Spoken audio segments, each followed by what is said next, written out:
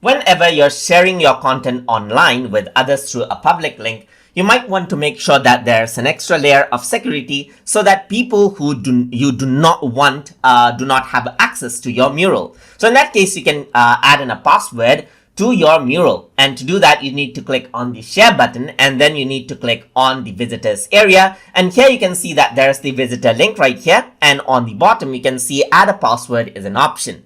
So if I were to click over here, I can go around and type in my password which I want to apply. So I'm just going to go around and type in tututube123 as the password and click on save password right here.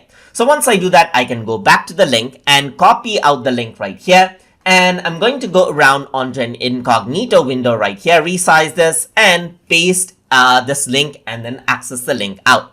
So once that is done, what happens is that the file is not directly accessible. What happens is that it asks me for the password, as you can see right here. So I'm just going to go around and add in the password. So it is tututube123. So I'm just going to type that in, and I'm going to check that I'm not a robot right here. So I need to select around the bridges. So let me just do that quickly right here and click on verify and click on join mural. So once I do that, what happens is that it'll ask me for my name. So I'm just going to go around, choose my name right here. You can also add in an email if you want to, but it's all optional. You can enter this out as a visitor. And here, now you have access to the mural right here.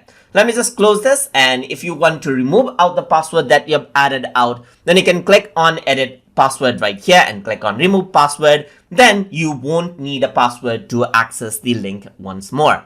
So that is how you can add in and remove out passwords from your mural. So hope you guys learned something as always. And as always, please like, comment, share, and subscribe.